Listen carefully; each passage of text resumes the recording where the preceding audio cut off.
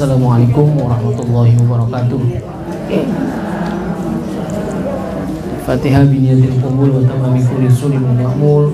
Salam syar'i zahiran wa batinan. Wa bi anna Allah yaftahu alaina futuhal arifin wa yufaqqihna fid din wa yarzuquna kamal ikhlas wal yakin.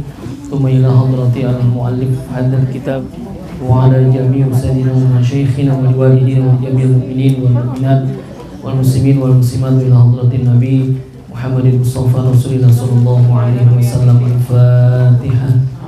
A'udzu billahi minasyaitonir rajim. Bismillahirrahmanirrahim. Alhamdulillahirabbil alamin. Arrahmanir rahim. Maliki yaumiddin. Iyyaka na'budu wa iyyaka nasta'in. Ihdinas siratal mustaqim. Shiratal ladzina an'amta 'alaihim ghairil maghdubi 'alaihim waladdallin. Rabbighfir lana wa liwalidayna amin.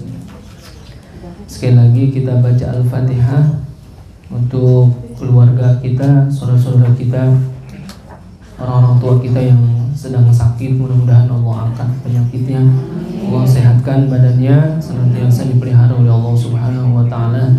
Dan juga buat orang-orang tua kita, guru-guru kita, saudara-saudara kita yang sudah meninggal dunia, mudah-mudahan Allah berikan rahmat dan maghfirah, Allah jadikan kuburnya raudhah min riyadil jannah. Juga buat kita semuanya para jamaah, mudah-mudahan selalu disehatkan badan kita, dipanjangkan umur kita, dimurahkan rezeki kita, dikabulkan semua hajat-hajat kita, dimudahkan semua urusan-urusan kita, anak-anak kita yang sedang nuntut ilmu, mudah-mudahan dimudahkan oleh Allah Subhanahu wa Ta'ala. Dan juga nggak bosan-bosan kita berdoa mudah-mudahan corona hilang dari muka bumi ini, biar cepat-cepat kita terbebas daripada corona. Dan juga kalau ada orang yang ingin berbuat jahat kepada kita, mudah-mudahan nggak sampai kejahatan yang kepada kita, melainkan Allah balikan menjadi nikmat buat kita. Dan juga khusus baca Fatihah untuk saya punya sepupu tadi malam jam 8 dipanggil oleh Allah Subhanahu wa Ta'ala, Zakiyah Mawaddah bin Abdul Razak, ya, sepupu dari istri saya semalam. Luar biasa menghadapi sakitnya memang, ya. Itu sababnya ya sababnya meninggal karena sakit. Usianya baru 28 tahun, masih perawan, belum nikah. Mudah-mudahan Allah terima segala amal ibadahnya, ya, dimaafkan segala kesalahannya, ditempatkan di tempat yang paling sempurna di sisi Allah sesuai dengan amal ibadahnya. Ala hadhihi wa ala kulli niyatin shalihah wa ila hadratin Nabi Muhammadin Mustafa Rasulullah sallallahu alaihi wasallam. Al-Fatihah. A'udzu billahi minasyaitonir rajim. Bismillahirrahmanirrahim. Alhamdulillahirabbil alamin. Arrahmanir rahim. Maliki yaumiddin. Iyyaka na'budu wa iyyaka nasta'in. Ihdinas siratal mustaqim. Shiratal ladzina an'amta 'alaihim ghairil maghdubi 'alaihim waladdallin. Rabbighfir lana wa liwalidayna amin. Bismillahirrahmanirrahim. Alhamdulillahirabbil alamin. Wassalatu wassalamu ala asyrafil anbiya'i wal mursalin wa ala alihi wa sahbihi ajma'in. Rabbi yassir wa la tu'assir, Rabbi tamim bihil khair, Rabbi shrah li sadri wa yassir li amri wahlul 'uqdatam min lisani yafqahu qawli. Qalu subhanaka la ilma lana illa ma 'allamtana innaka antal alimul hakim. Ibu-ibu jemaah sekalian yang saya muliakan dan mudah-mudahan selalu dimuliakan oleh Allah Subhanahu wa Ta'ala. Alhamdulillah pada kesempatan pagi hari ini kita bisa bertemu kembali dalam keadaan sehat walafiat. Mudah-mudahan selalu dalam keadaan sehat walafiat. Kita lanjut ya Bu. Kemana ada yang ngusurin, udah pray dulu ngaji, emang lagi dibongkar jalanannya. Ya, kan gara-gara dibongkar kita pray ngaji kan gitu ya. Biar kata ada beleduran juga kalau urusan ngaji, kita tetap ngaji kita kan gitu. Gitu ya Bu. Sehat, yang penting sehat dah. Pada pakai masker, cuci tangan, disiapin cuci tangan. Ntar makannya belakangan, cuci tangan duluan, nggak ngapa-ngapa.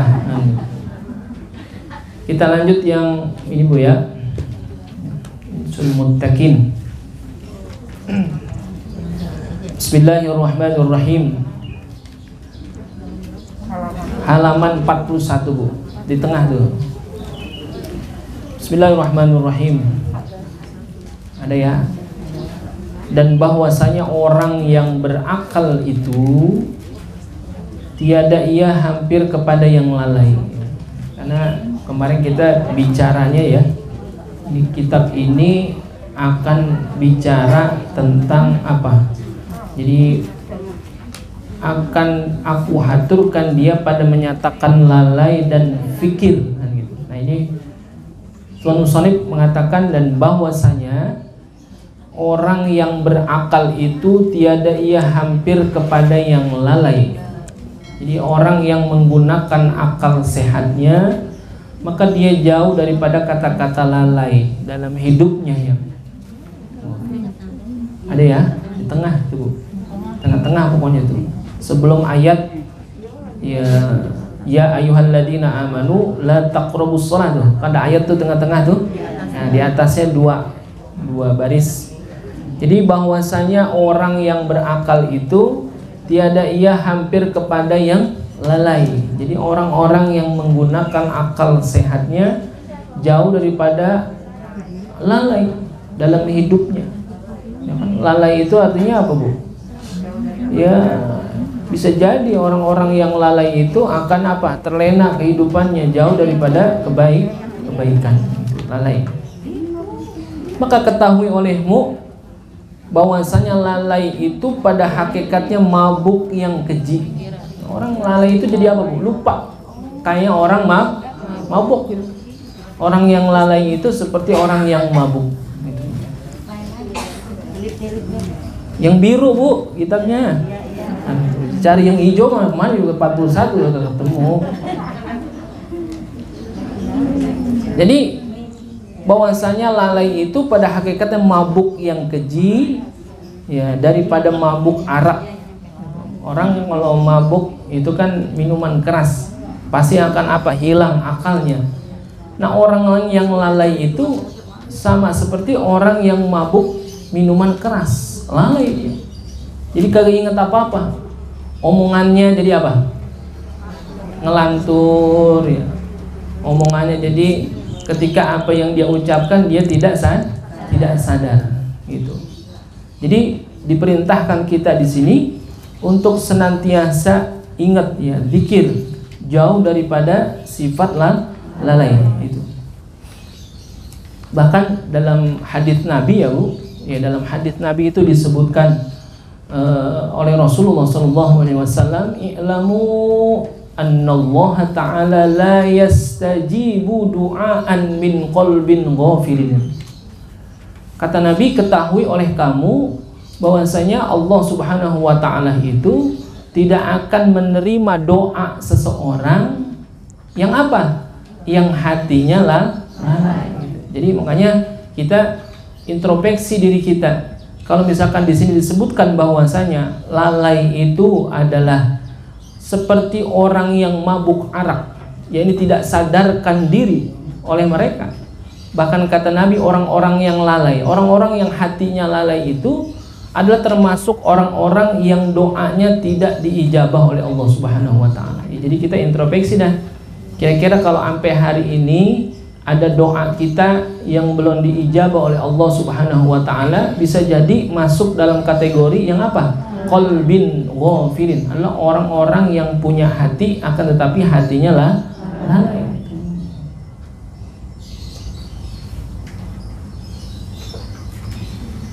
Karena bahwasanya bagimu beberapa kehendak ya, kepada Allah Subhanahu wa ta'ala, maka engkau jalan kepada Allah ta'ala, jangan kamu lalai.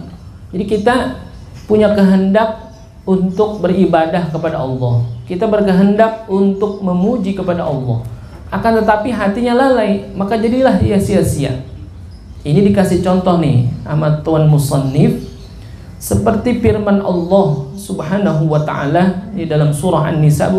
A'udzubillahi minasyaitonir rajim. Ya ayyuhalladzina amanu la taqrabus sholata wa antum sukara hatta ta'lamu ma taqulun. Wahai orang-orang yang beriman, janganlah kamu mendekati sholat. Ini Bu, karena ketika ayat ini turun, ini belum ada ayat tentang larangan untuk minum khamar. Ya, karena khamar itu kan kebiasaan orang apa Bu? Orang kafir jahiliyah. Ini hebatnya syariat Islam. Jadi ketika ada perintah yang berkenaan dengan manusia, bahwasanya perintahnya itu nggak langsung dilarang. Diapain dulu? Dikurangin. Ketika orang ahli Mekah, penduduk ahli Mekah, kafir jahiliyah itu hobinya adalah minum minuman keras, ayat yang turun itu bukan melarang orang itu untuk minuman keras, akan tetapi melarang mereka untuk sholat dalam keadaan mabuk. Bertahap ya Bu. Ini maksudnya bertahap. Larangan khamar itu bertahap. Ketika ayat ini turun, ya ini belum ada ayat tentang larangan minum minuman keras. Berarti kalau tidak lagi sholat, boleh nggak minuman keras? Boleh ketika ini. Ketika ayat ini turun. Jadi ya ayyuhalladzina amanu la taqrabus sholata wa antum sukara. Wahai orang-orang yang beriman, jangan pernah engkau mendekati sholat. Maksudnya jangan engkau kerjakan sholat dalam keadaan mabuk. Hatta ta'lamu ma taqulun, sampai engkau bisa tahu apa yang engkau katakan. Nah sekarang kalau orang lagi mabuk, tahu nggak apa yang dia omongin? Ya kan ngelantur ngomong. Nah ini ayat ini turun, asbabun nuzulnya, ada sahabat Nabi namanya Abdurrahman bin Auf. Abdurrahman bin Auf ini keluarganya masak banyak. Ini kan tradisinya begitu ya Bu. Karena Rasulullah mensunahkan bahwasanya untuk banyak mengajak orang makan bareng sama kita. Gitu. Nabi itu ngajarin begitu. Ini Abdurrahman bin Auf keluarganya masak banyak. Diundanglah para sahabat. Salah satunya adalah Sayyidina Ali. Ya makan bareng. Tuh sunnah Bu. Makanya Ibu kalau mau masak ngajak. Mau masak ajak saya, mau ajak makan. Boro-boro saya diajak makan ini mah. Masak, lalu ngajak tetangga, saudara untuk makan bareng. Itu berkahnya lain Bu. Itu salah satu yang dilakukan oleh Nabi Ibrahim alaihissalam. Nabi Ibrahim dikasih gelar Khalilullah, dikasih gelar kekasih Allah. Salah satunya adalah Nabi Ibrahim itu kalau makan belum pernah mulai makan kalau belum ngajak orang. Gitu. Jadi kalau bahkan dalam riwayat Nabi Ibrahim pernah jalan 2 mil jauhnya untuk nyari orang untuk bisa diajak apa? Makan. Kalau kita ngajak makan, bahkan lagi makan ngumpet-ngumpet ya. Makan ngumpet-ngumpet. Jadi ketika Abdurrahman bin Auf ya masak, keluarganya masak yang melebihi daripada biasanya, Sayyidina Ali diajak, salah satu sahabat Sayyidina Ali datang. Lalu ketika habis makan, ini dalam riwayat sholat maghrib, gitu ya, sholat maghrib. Karena sholat maghrib itu jahar apa sir Bu? Jahar apa sir? Jahar. Jadi bacaan imam kedengeran nggak? Kedengeran. Nah itu. Di dalam riwayat ini sholatnya sholat maghrib, bukan sholat sir. Kalau sholat sir kan 2 ya, zuhur sama asar. Jadi bacaan si imam tidak terdengar oleh si makmum. Ini ada 2 riwayat. Ada yang menyebutkan yang jadi imam itu Sayyidina Ali. Nah, dalam riwayat lain yang menjadi imam adalah Abdurrahman bin Auf. Gitu. Lalu ketika sholat di rakaat pertama itu dalam riwayat Sayyidina Ali baca surah Al-Kafirun. Ya, surah Al-Kafirun. Ketika Al-Fatihah selesai, Sayyidina Ali baca Bismillahirrahmanirrahim. Qul ya ayyuhal kafirun. Dia kan menyebutkan tentang bagaimana ketika itu Rasulullah, asbabun nuzulnya surah Al-Kafirun kan apa? Nabi dinegoin ya sama siapa? Sama pembesar orang kafir untuk apa? Ya Muhammad, sekarang begini aja dah, capek kamu berdakwah. Sekarang hari ini aku menyembah Tuhanmu, tapi besok kamu menyembah Tuhan saya, bagaimana kan gitu? Diajak begitu, tapi Rasulullah kan nggak mau. Turun ayat kan, Qul ya ayyuhal kafirun la a'budu ma ta'budun. Aku tidak akan menyembah apa yang engkau sembah. Tapi dalam riwayat ini, asbabun nuzul surah An-Nisa ini ya ayyuhalladzina amanu la taqrabus shalah wa antum sukara. Jadi hidangan yang disiapkan oleh Abdurrahman bin Auf selain hidangan makanan-makanan juga ada minuman, ada arak juga. Karena ketika itu memang belum diharamkan, belum ada ayat yang turun tentang pengharaman tentang khamar, minum dah, mabuk juga. Lalu ketika jadi imam sholat, qul ya ayyuhal kafirun a'budu ma ta'budun wa na'budu ma ta'budun. Baca begitu, wahai orang-orang kafir, a'budu ma ta'budun, aku sembah apa yang engkau sembah. Berarti apa? Kan rusak jadinya ya. Berarti orang Islam menyembah tuh juga Tuhan-Tuhannya orang kafir. Nah, makanya habis peristiwa itu maka turunlah ayat ini gitu. Jadi apa di ujung ayat ini? Hatta ta'lamu ma taqulun. Jadi jangan engkau sholat sampai engkau bisa tahu, engkau mengetahui apa yang engkau katakan. Jadi dianggapnya apa? Orang yang lalai kepada Allah itu sama seperti orang yang mabuk. Orang yang lalai itu bagaimana? Orang yang lalai itu ketika dia ngomong dia nggak sadar apa yang dia omongin, kan gitu. Ketika dia sholat, yang dia baca dia nggak sadari juga apa yang dia baca. Sehingga apa? Sholatnya jadi kagak dia kagak paham apa yang dia omongin.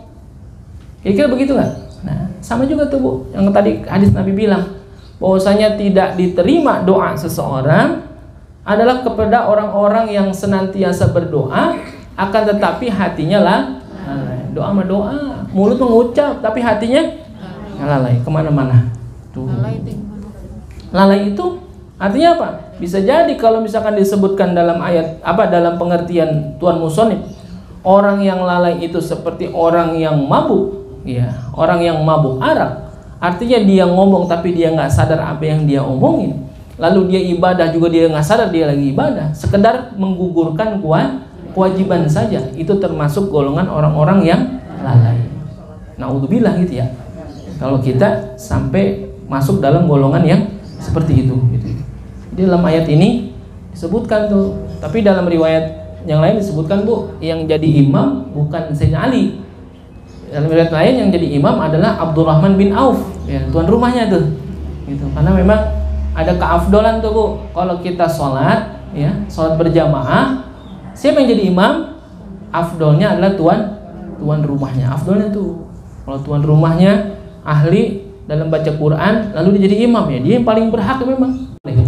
Makanya dalam hadis ini, ketika Abdurrahman bin Auf jadi imam, menyebutkan qul ya ayyuhal kafirun a'budu ma ta'budun. Tapi ada yang menyebutkan juga bahwa yang jadi imam itu adalah Sayyidina Ali. Tapi yang kita ambil pelajaran dari situ adalah ketika orang mabuk lagi sholat lalu dia baca ayat Al-Quran, yang dibaca itu bisa apa? Berubah, kan gitu. Bisa melenceng daripada yang sebetulnya harusnya yang dia baca adalah qul ya ayyuhal kafirun la a'budu ma ta'budun. Tapi dia baca a'budu ma ta'budun. Itu orang lagi mabuk. Nah, jadi orang yang lalai kayak begitu, kayak orang yang mabuk. Apa yang harus dia katakan itu tidak sesuai dengan apa yang dia kerjakan. Gitu. Jadi ya ayyuhalladzina amanu la taqrabus sholata wa antum sukara hatta ta'lamu ma taqulun, ya.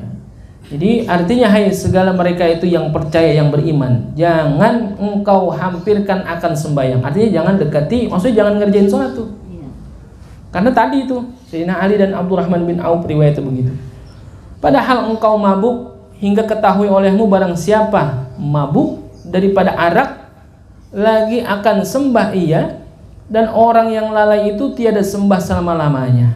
Maka janganlah engkau sangka apabila engkau sembahyang itu tiada ruku dan tiada sujud, tetapi bahwasanya sembahyang itu dengan hadirnya hati akan Allah Ta'ala, karena sabda Nabi SAW, la salata illa bihuduril qalbi.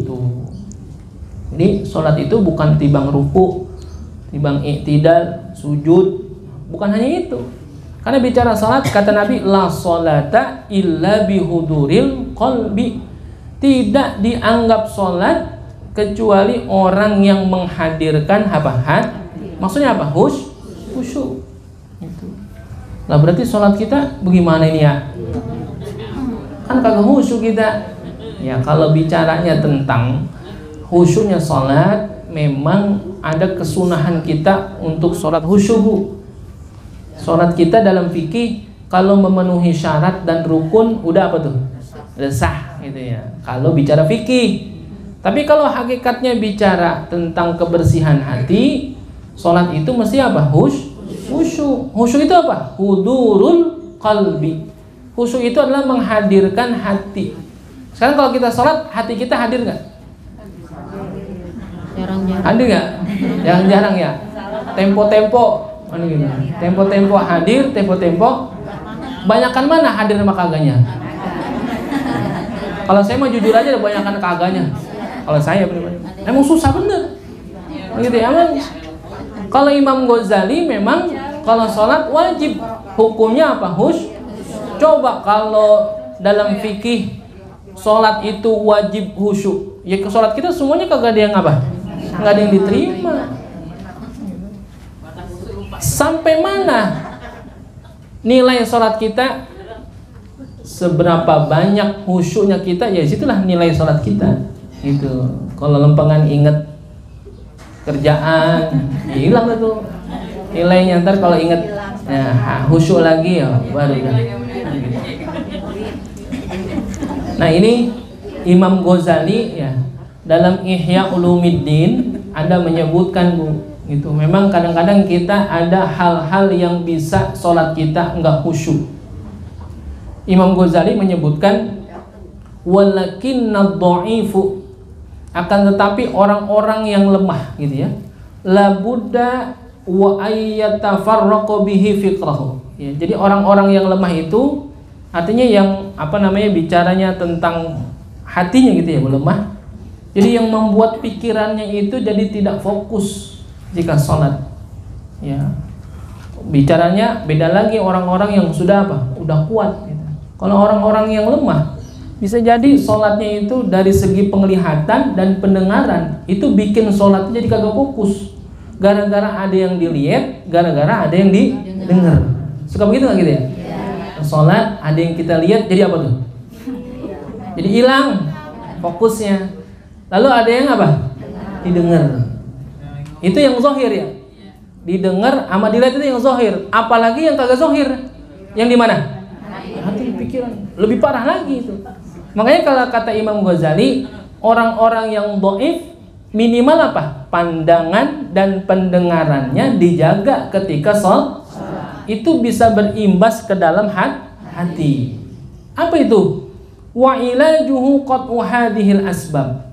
Jadi apa? Jalan keluarnya melepaskan diri dia dari segala bentuk penyebab yang bikin dia kagak fokus. Itu dalam sholat nih. Karena khawatir dia sholat tetapi lalai. Ini kan lagi cerita lalai ini kita. Makanya dicontohin ada hadis Rasulullah, la sholata illa bihuduril qalbi. Tidak dianggap sholat kecuali orang-orang yang menghadirkan hatinya. Berarti apa? Orang yang lalai dianggap kayak orang yang kagak sholat.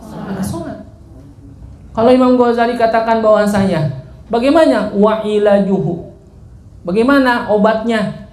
Biar supaya orang itu bisa sholat khusyuk. Sedangkan ada sabab-sabab yang bikin kagak khusyuk. Di antaranya adalah penglihatan dan pendengaran. Bi anna yaghudda basaruhu aw yusalli fi baiti mazlamin. Salah satunya boleh begini Bu, boleh nih kalau kata Imam Ghazali, misalnya dia dengan cara apa? Ayyaghudda basaruhu. Dia sholat dengan menundukkan pandangannya. Artinya sholat mata jangan jelalatan, fokus ke dalam satu titik. Makanya kalau dalam fikih sunnah sholat itu dengan apa Bu? Ngelihatnya kemana? Ya. Wa nazruhu ila makani sujudihi. Ya. Ngelihat kepada tempat sujudnya ketika sholat itu. Atau kalau kata Imam Ghazali boleh juga au yusalli fi baitin mazlamin. Salat di tempat yang gelap. Andai kata kita khawatir di tempat yang terang jadi apa? Apa aja dilihat tuh kalian. Makanya bisa jadi lalainya hati itu kan, sholat itu karena apa? Penglihatan dan pendengar. Daripada ngelihat yang kagak-kagak, mendingan fokus kepada satu Kalau itu nggak bisa juga apa? Sholat di tempat yang gue iseng. Jadi iseng dia. Boleh nih disebutkan dalam Ihya Ulumuddin. Aw la yatruqa baina yadayhi ma yashghulu hissahu gitu. Atau juga misalnya ketika dia sholat itu menyingkirkan sesuatu yang ada di hadapannya yang bisa mengganggu pikirannya. Tuh, disingkir itu. Makanya kata ulama salah satunya adalah orang yang sholat ketika dia ada sejadah, sejadahnya ada apanya bu? Ada gambarnya atau lukisannya cakep gitu. Itu bisa juga mengganggu kehusyuan sholat kita. Makanya kalau bisa apa? Sejadahnya yang Allah hijau aja udah gitu. Iya kan, biru aja udah. Jangan pakai ada apanya? Ada gambar-gambar gitu. Hijau, biru gitu ya. Boleh tuh. Merah boleh nggak merah? Jangan merah mah. Merah mah jangan merah, nyeruduk. Merah ya merah. Itu boleh nggak? Kalau misalkan dia sholat dengan melihat apanya? Tempat sujudnya, maksudnya untuk apa? Fokus gitu. Atau bisa jadi wa yuqarribu min haitin inda sholatihi hatta la tattasi'a musafatan. Sholat mendekati dinding. Maksudnya apa? Mengarah ke arah tembok. Di depan tembok ada apa? Nggak ada lagi, udah. Makanya jadi pandangannya nggak apa? Nggak kemana-mana, udah. Andai kata dia ngelihat ke depan, yang dilihat apa? Tembok. Khawatir kalau di sholat di depannya apa? Rame. Pasti apa? Apa yang kita lihat jadi apa? Terbersit di dalam hati. Kelihatan. Udah gitu kan dalam fikih makruh sholat di hadapan makanan bu. Itu makruh tuh. Kita sholat di hadapan kita ada apa? Makanan. Udah gitu makanan yang kita suka lagi, enak. Udah gitu jumlahnya dikit lagi, takut kehabisan orang. Nah, itu boleh juga itu. Jadi kata Imam Ghazali, wa yuqarribu min haitin, mendekat kepada tembok agar supaya apa? Sholatnya jadi nggak terganggu dengan pandangannya tuh. Karena yang dilihat hanya udah terbatas gitu doang, udah nggak campur yang lain. Wa yahtarizu minas salati 'ala syawari'i wa fil mawadi'il mankushatil masnu'ati wa 'alal firasil masbughah. Dan juga menghindari posisi salat itu yang apa? Di tempat yang dekat dengan jalan atau di tempat yang terdapat ukiran atau lukisan dan di atas stiker atau di atas sejadah yang dicelup dengan warna-warni. Khawatir apa? Terganggu penglihatan. Begitu juga apa? Pendengaran. Ini sholat di depan TV kita. TV nyala lagi. Udah gitu lagi ada sinetron Indosiar. Gitu ya. Kan kita nggak boleh ketinggalan gitu ya. Bu, saya pernah ada cerita begitu. Ini mah cerita asri nih. Ini cerita anaknya, Pak. Emak saya kalau sholat di depan TV nggak mau ketinggalan. Kenapa? Itu sinetron yang paling dia suka. Bahkan dia nggak mau ketinggalan ceritanya sedikit pun. Jadi lempengan sholat pun apa? Dekat sama TV.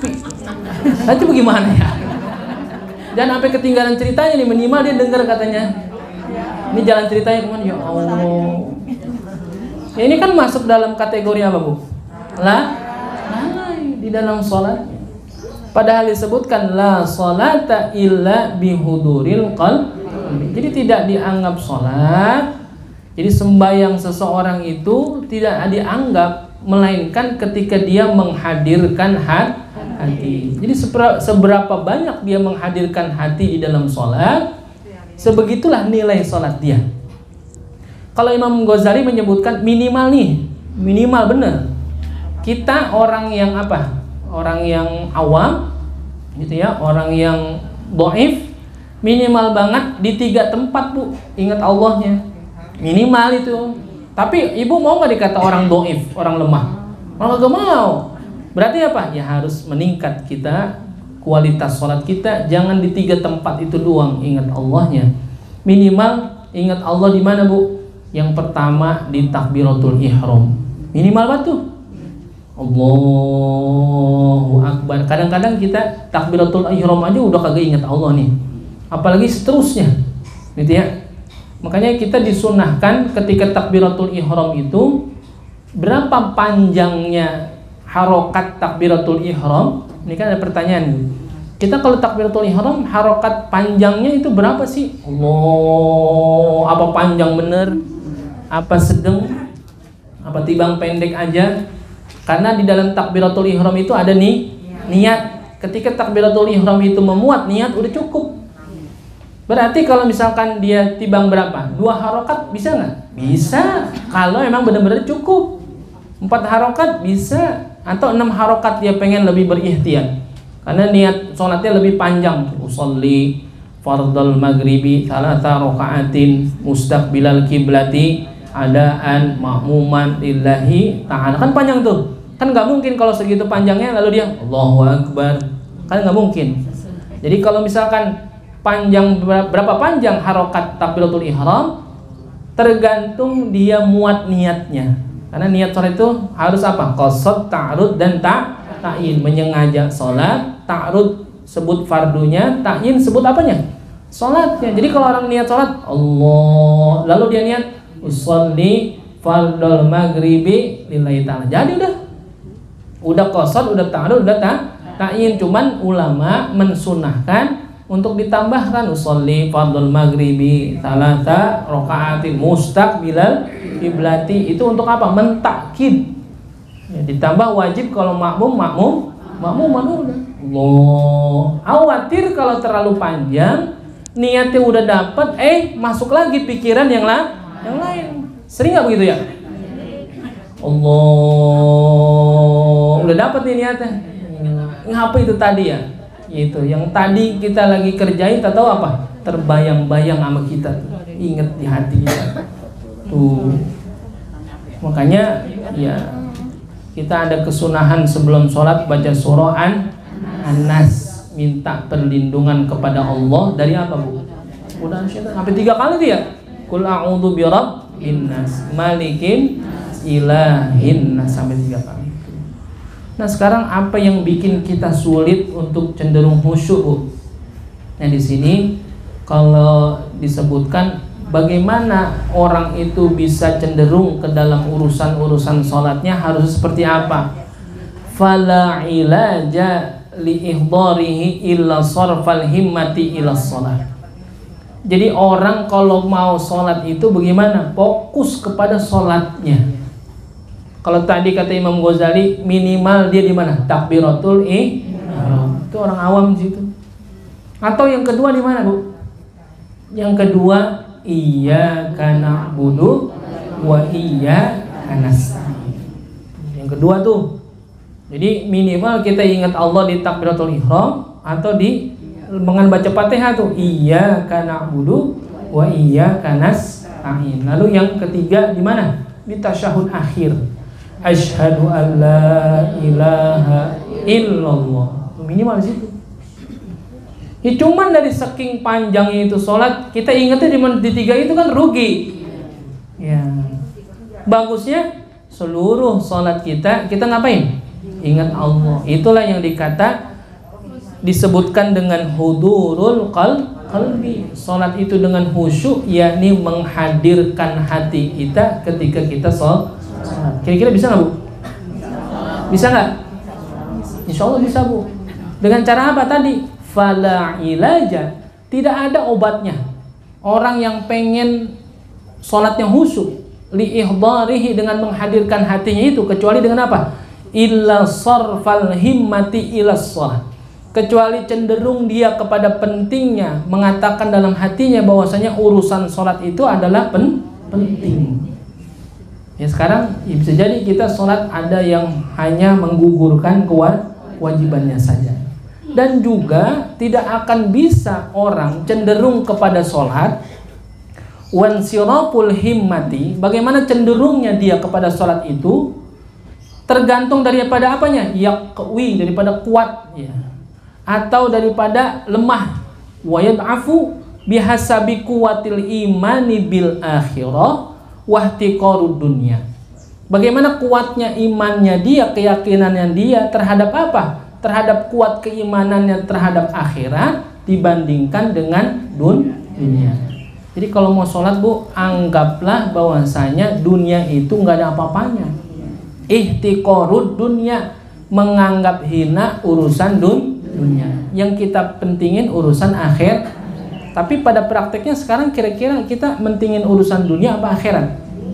Dunia. Tapi kalau lagi sholat minimal tuh Bu, lagi sholat urusan dunia apa? Hilangin dulu dari hati kita. Yang kita hadirkan hanya urusan akhirat.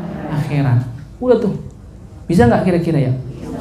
Niatin tuh. Pokoknya yang punya duit jangan diingat-ingat duit, jangan gitu ya. Kalau dulu kata Mu'adzim bin Syafi'i Hadzami, kamu boleh menyimpan uang di dompet, boleh menyimpan uang di bank, boleh menyimpan uang di bawah bantal, tapi jangan pernah engkau simpan uangmu itu di dalam hati. Itu lagi ngingetin, maksudnya apa? Lagi sholat kayak begitu. Anggap aja kita nggak punya apa-apa, kan gitu. Karena apa? Wahtiqarud dunya, menganggap hina dunia ketika sholat itu salah satu apa? Kiat kita untuk bisa sholat khusyuk. Anak dunia kan? Al-malu wal banuna zinatul hayatid dunya. Kan itu? Al-mal apa amal? Harta. Wal banun anak-anak kita. Zinatul hayatid dunya, perhiasan apa Ada yang orang sholat ingat anak? Ada. Ingat harta ada nggak? Ada. Tadi kunci motor dicabut belum dia? Lah, hilang nih motor gua, hilang. Itu singkirin dulu. Itu ingetin apa? Insirab ya. Insirab itu ngapa? Al-himmatu yaqwi wa yud'afu bihasabi quwwatil iman bil akhirah wa ihtiqarud dunya. Ya, jadi kalau kata Nabi la sholata illa bihuduril qalbi, tidak dianggap sholat kecuali orang yang menghadirkan hatinya. Berarti orang yang tidak menghadirkan hatinya ketika sholat itulah orang-orang yang lalai. Orang yang lalai kayak orang apa Bu?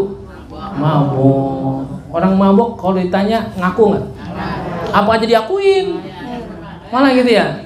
Malah jadi kemana-mana itu ngomongin jadi ngelantur.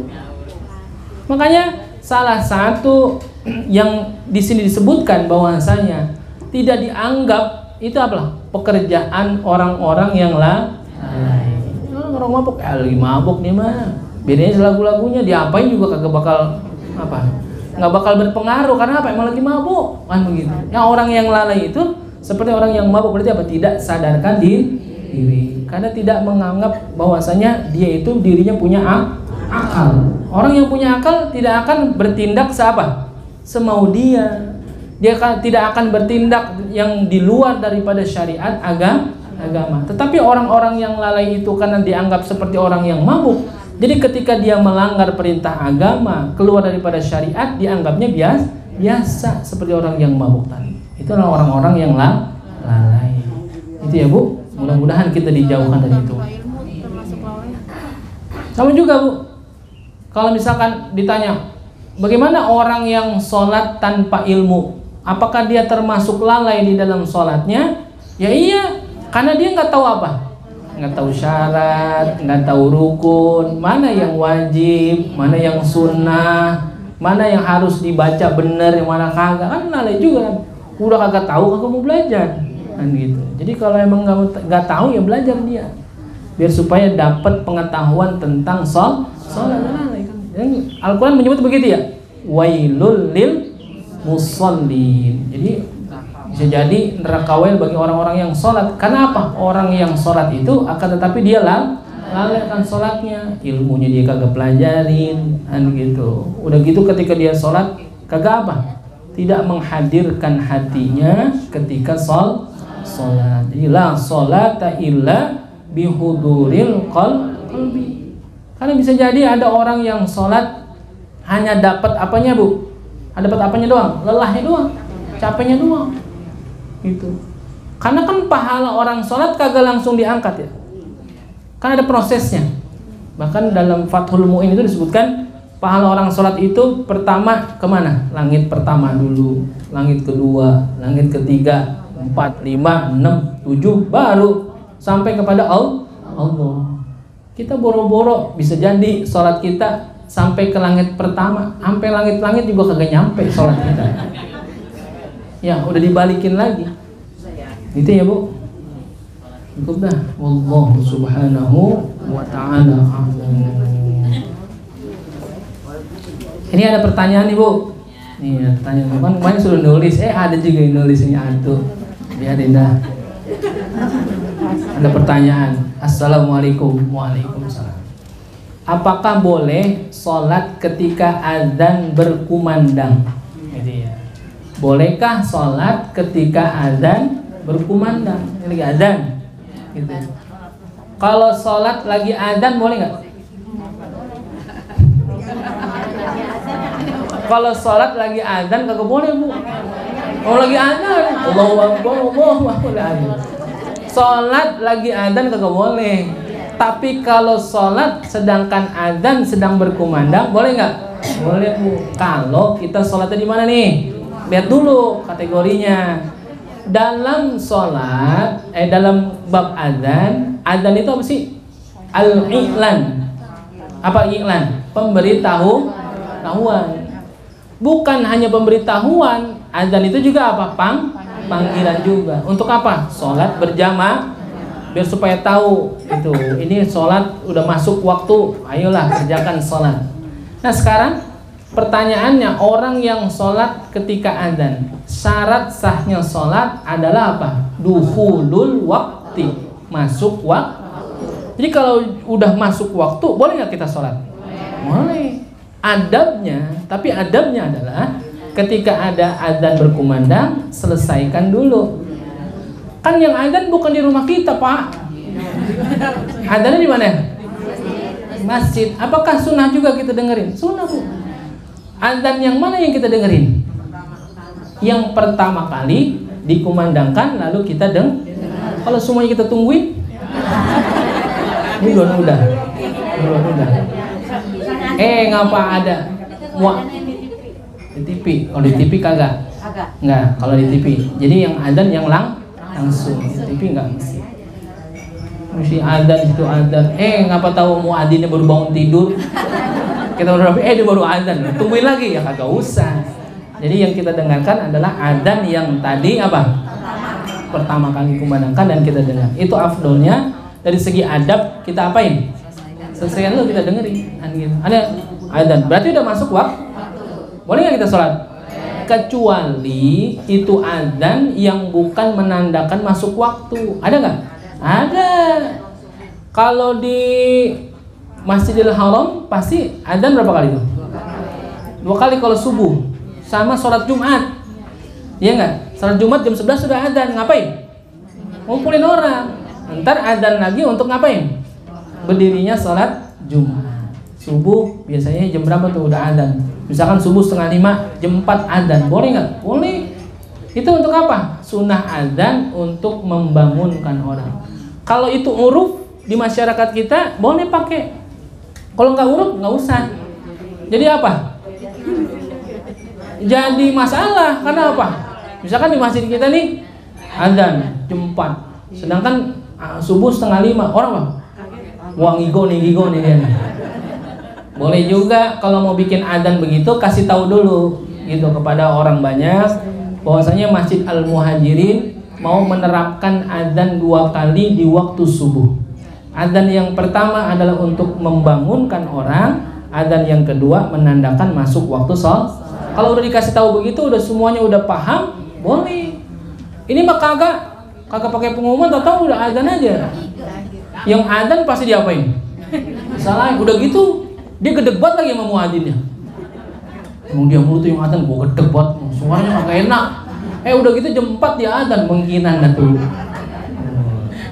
Jangan ya. Jadi Apakah boleh sholat ketika adzan berkumandang? Boleh. Cuma dimakruhkan saja karena sunnahnya adalah adabnya kita dengerin tuh. Karena dalam doanya saja tuh, Allahumma rabba hadhihi da'wati tammah. Panggilan yang paling sempurna, nggak ada lagi. Apa? Adzan. Lalu yang kedua, apakah wanita haid boleh datang ke pengajian dan membaca kitab atau hanya boleh mendengarkan saja? Nah, gitu. Apakah wanita haid boleh datang ke pengajian? Sekarang saya tanya, larangan haid apa aja? Nah, sholat, puasa, tawaf, ya. Tawaf di Ka'bah tuh at-tawafu bil Ka'bah kas sholat. Orang yang tawaf di Ka'bah sama seperti sholat. Berarti syaratnya sama seperti orang sholat. Baca Quran boleh nggak? Orang haid nggak boleh. Jadi kalau dia datang ngaji ke pengajian boleh nggak? Boleh. Yang penting pengajian bukan di masjid. Dia. Karena apa? Masuk masjid boleh nggak orang haid? Nggak boleh. Bukan bicara tentang apanya? Bukan takut darahnya netes, tetapi karena apanya? Punya hadas besarnya. Itu. Kalau datang ngaji kemari boleh nggak? Boleh. Ngerin. Baca kitabnya boleh nggak? Boleh. Kan yang nggak boleh baca Quran. Itu. Kalau datang pengajian, lalu pengajiannya ada yasinan bagaimana? Ya dengerin, jangan ikut baca. Kan orang haid nggak boleh. Orang yang punya hadas besar nggak boleh baca Quran. Kalau dia punya hadas kecil boleh nggak baca Quran? Boleh. Nggak punya wudhu boleh nggak baca Quran? Boleh. Yang nggak boleh ngapain? Megang. Orang nggak punya wudhu nih, baca Quran, baca, dihafal Quran dia baca, boleh. Itu. Cuma memang pahalanya setengah. Tapi kalau dia punya hadas besar, haram bu dalam mazhab Syafi'i, nggak boleh. Jadi pertanyaannya, apakah boleh wanita haid itu datang ke pengajian dan membaca kitab atau hanya duduk saja mendengarkan? Baca kitab ya boleh juga. Yang kagak boleh datang ngaji tidur.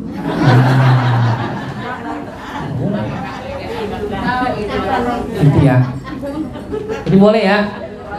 Pertanyaan. Kan udah saya bilang nih, pertanyaannya nggak mesti nulis apanya, namanya. Kalau ada namanya kan saya tahu, wah ini pertanyaan dari si Anu. Kan yang nanya jadi kok malu dah kan gitu. Kayak kemarin kan pesan ibu-ibu yang mau nanya, kalau ngomong takut nggak enak karena suaranya mahal kan gitu, nggak sembarangan dikeluarin, makanya ditulis aja boleh ya. Siap. Itu ya bu. Alhamdulillah nih ada peningkatan kita. Minggu ini ada yang nanya walaupun atuh lewat. Besok minggu depan kalau ada yang mau nanya, bukan nantangin, bukan saya lagi nantangin, saya juga takut bener kalau ditanya bu, takut belum bisa jawab saya. Tapi kalau saya nggak bisa jawab, PR buat saya, ntar saya cari dulu jawabannya, ntar minggu depan baru kita jawab. Itu ya bu, ya. Ini tentang kalau misalkan itu kan ada doanya sambil bersatu gitu ya. Kalau kita belum bisa, itu misalkan baca niatnya aja itu butuhnya sah. Ya. Salah satu kesunahan berwudu adalah menghadirkan niat di setiap basuhan anggota wudu. Sunah tuh bu, dalam berwudu. Kan kalau bicara niat wudu hukumnya apa? Fardu, ya kan? Tetapi ada kesunahan menghadirkan niat wudu di setiap basuhan agar supaya apa? Wudunya khusyuk. Karena ada perintah wudu itu juga mesti khusyuk. Makanya tadi kalau bicara tadi tentang sholat yang khusyuk, bagaimana kita bisa sholat khusyuk sedangkan wudunya saja tidak khusyuk? Proses tuh ya. Nah, wudunya aja udah kagak khusyuk, bagaimana mau sholat khusyuk dia? Nah sekarang kan di dalam wudu itu, dalam setiap basuhannya ada doa yang dibaca. Salah satunya dalam Al-Adhkar An-Nawawiyah, Imam Nawawi sudah menyebutkan doa-doa yang sunnah dibaca ketika basuhan wudu, ya. Ketika membasuh muka, membasuh tangan itu ada doanya. Salah satunya apa? Istinsyak tuh. Apa istinsyak? Menghirup air ya, masukin air ke dalam hidung. Itu ini istinsyak. Itu ada doanya. Allahumma arrihni raihatal jannah. Ya Allah, berikanlah aku bau-bauan surga. Itu ada doanya tuh. Ah, saya kagak hafal, bagaimana nih? Kalau nggak hafal, bolehlah dengan menghadirkan niat di dalam hati setiap basuhan wudhu kita. Sunnah tuh. Itu untuk ngapain? Untuk bisa wudhu dengan khusyuk gitu. Wudhu ngobrol. Ada nggak wudhu ngobrol? Wudhu ngobrol. Lu kemarin datang arisan. Lu wudhu ngobrol ada gitu. Jangan. Khusyuk ya, makruh ya. Ya, berkata-kata ketika berwudhu hukumnya makruh. Makruh saja.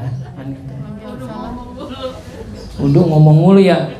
Kita memang ngomong mulu, ngapain juga ngomong, ngaji juga ngomong mulu. Ya? Kalau tamu murid salat kan wajib gimana sih? Gimana?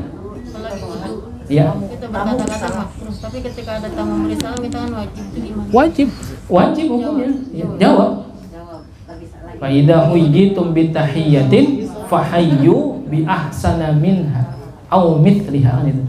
Jikalau dihantarkan kepadamu salam, maka jawablah salam itu yang terbaik. Yang lebih baik kan gitu ya. Afdolnya kalau orang ngucapin salam kita jawab dengan jawaban yang lebih baik. Kalau orang assalamualaikum kita waalaikumsalam warahmatullahi, atau assalamualaikum warahmatullahi wabarakatuh kita waalaikumsalam warahmatullahi wabarakatuh. Au mithliha, yang sebanding dengan ucapan salamnya. Lalu pertanyaannya, kalau kita lagi wudhu apakah wajib juga menjawab salam? Jawabnya salamnya tetap wajib gitu ya, meskipun di dalam hati boleh, tetap wajib. Kecuali lagi sholat bu, jangan sholat. Sholat kan berkata-kata itu, ya kan nggak boleh berkata-kata yang di luar daripada bacaan sholat. Allahu Akbar. Salam dulu sembahyang. Lah, apalagi dulu sembahyang. Lah kan kemarin lagi bab sholat apa? Jangankan itu. Ya. Begitu dong tuh. Ya kan apa? Ada isyarat. Orang ngerti nggak? Batal sholat kita begitu. Atau satu huruf tetapi bermakna. A. Satu huruf kan ya? A. Bermakna nggak? Dalam bahasa Arab ada maknanya. A itu artinya apa? Apakah? Gitu. A bermakna hal. Apakah? Nggak boleh. Gitu. Itu ya bu? Udah no, orang udah nungguin mau kerja tuh.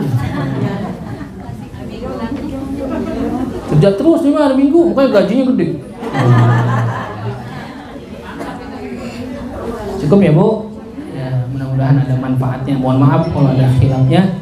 Jangan lupa nih ibu nih, ini ya, itu tulis, taruh sini, kasih Pokmun.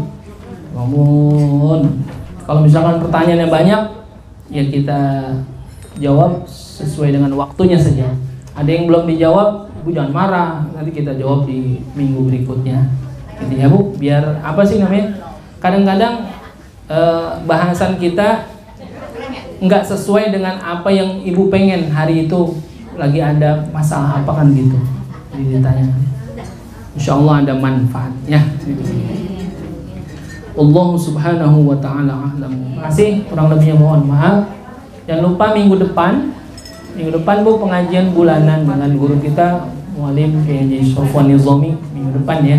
Biasa ba'da maghrib sampai isya ibu-ibu yang mau hadir minggu depan insyaallah. Terima kasih. Assalamualaikum warahmatullahi wabarakatuh.